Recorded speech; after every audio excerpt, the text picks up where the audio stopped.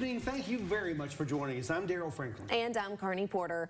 Wichita County courtrooms were once again busy in 2024 with several long-awaited and high-profile defendants finally going before a judge and jury. Josh Hoggard was in the courtroom for a majority of these Wichita County major trials, and he joins us now with a look back at 2024 from the courtroom. Josh.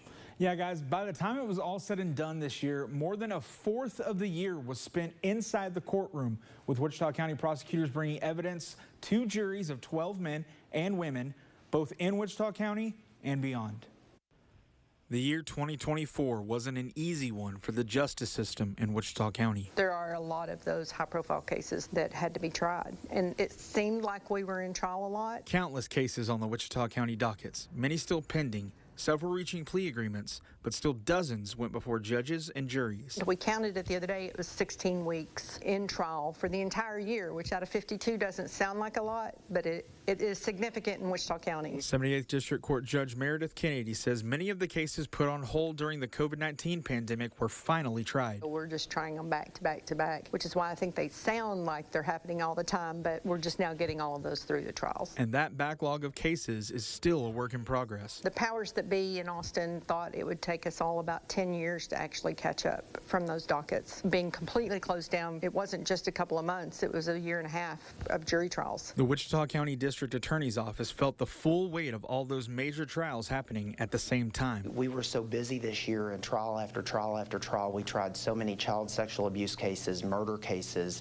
just really big trials. But not every case goes before a judge and jury. Several cases with high levels of community interest ended in 2024 in plea agreements, like Paul Chandler, who pled guilty to the murder of his pregnant girlfriend and their unborn child, and Adrian Vetter, who pled guilty to the murder of 10-month-old S.J. Mitchell at her in-home daycare, or Raymond Raylicki, who pled to the fatal shooting of his brother and firing shots at his friend. Members of the community often question why cases like these end in plea bargains instead of trials. We use plea bargains as a tool. They're an important tool. We get an appellate waiver, so it ends the appellate process, and we take the uncertainty of the jury out. And when you have an office that's as aggressive as ours in court, we get really good plea bargains as a result of that. To that end, Raylicki received a 45-year and 20-year prison sentence set to run concurrently. Vetter was sentenced to 50 years in prison, and Chandler was handed 2 life sentences, all as a result of plea bargains. But when an acceptable deal couldn't be reached, Wichita County prosecutors were ready for the courtroom. So I'm very proud of our office. We spent the year fighting for the vulnerable, for those who don't have a voice, who may have never had anybody speak on their behalf. 2024 was a year marked by several cases of crimes against children and trials that saw victims take the stand against their abusers, reliving the horrors that they experienced in front of a courtroom full of strangers. When a child is on the stand, you can hear a pin drop. Finding the courage to tell the truth, however hard that may be. Imagine talking about your most personal, intimate details with your spouse or a girlfriend in high school in front of a room full of people that are listening to it. Many of those victims testifying about the unthinkable acts they lived through. The secretive nature of the evidence, it's not something that we talk about in public. It's not something that people are exposed to. We've had jurors stand up and say, this isn't even in the realm of anything I've ever even thought of. And that's not easy for anyone in the courtroom, especially the 12 men and women of the jury, something Judge Kennedy referred to as secondary trauma. Listening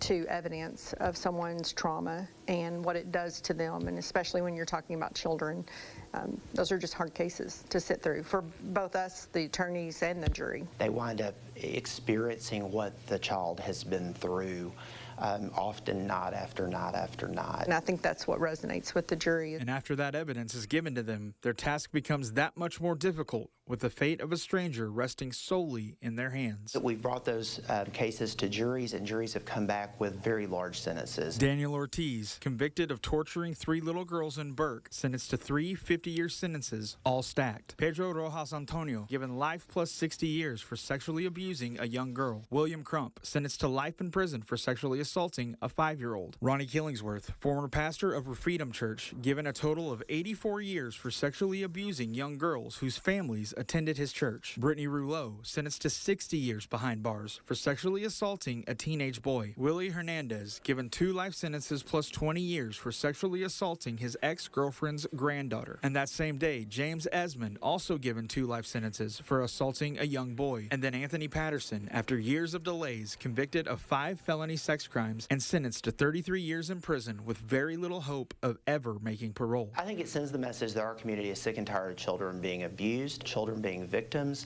and that we just have no tolerance in this community. In addition, Tajman Robinson was convicted of capital murder and sentenced to life without parole for the 2022 murder of Stripes clerk Floyd Kurt. And just a few weeks ago, Brandon Wright was sentenced to 75 years for intoxicated manslaughter in the fatal drunk driving crash that claimed the life of Shaquan Jeffrey. This community values life, and if you put lives at risk in this community, our juries will come back with very, very stiff sentences. A busy but impactful year for Wichita County District Courts. We tried far more cases this year than we have in the past, and I need to just keep doing that. One that the community won't soon forget. There were great trials, big trials that I think that I'll remember forever, just like the jurors that sat on the jury will remember forever.